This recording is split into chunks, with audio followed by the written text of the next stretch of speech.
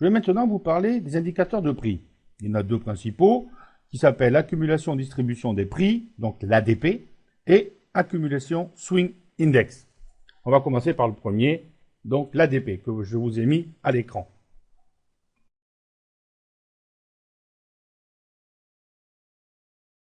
Donc cet indicateur ADP a été créé par M. Wilder. Il s'agit d'un indicateur cumulatif basé sur l'accumulation des progressions positives et négatives du cours. Donc il est basé uniquement sur le cours. L'indicateur a pour but d'indiquer dans quelle phase se trouve la valeur.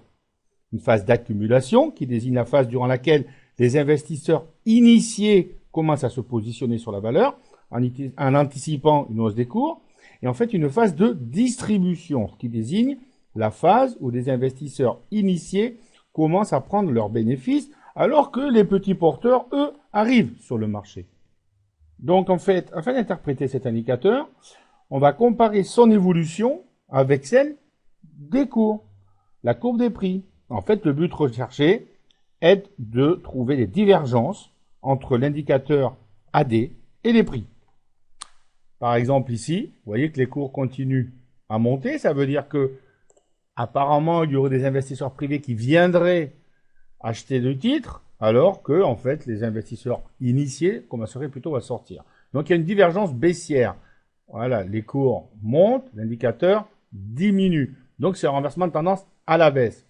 Inversement, ici, les cours baissent alors que l'indicateur remonte. C'est-à-dire que la plupart des gens vont se couper, alors que certaines personnes qu'on appelle initiées ou professionnelles, au contraire, vont venir sur le titre.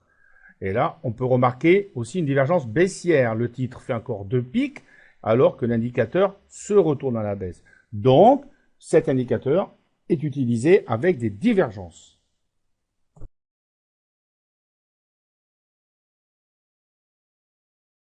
Bon, maintenant, on va parler de l'accumulation swing index, le ASI ou ASI, toujours développé par M. Wilder. En fait, c'est un indicateur cumulatif de l'indicateur swing index. Il part pour principe que, en fait, il existe un vrai prix. Le swing index calcule un genre de vrai prix entre les plus hauts, le plus bas, l'ouverture, la clôture, tout ça sur une période donnée. Donc c'est pour ça qu'en fait, cet indicateur ressemble énormément à la courbe des prix que vous pouvez voir au-dessus. Donc, on va l'utiliser exactement de la même façon qu'un titre.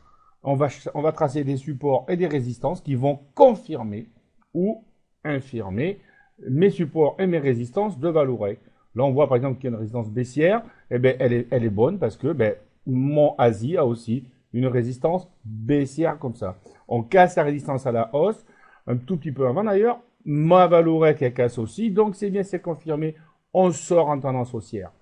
Bien évidemment, là-haut, il y a une divergence baissière et un double top, ce qui se passe aussi sur mon ASI.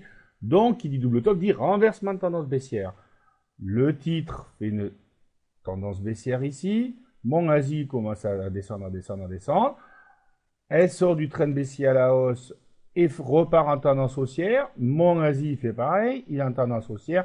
En fait, c'est simplement, on l'utilise pour confirmer les trends que nous traçons sur la valeur.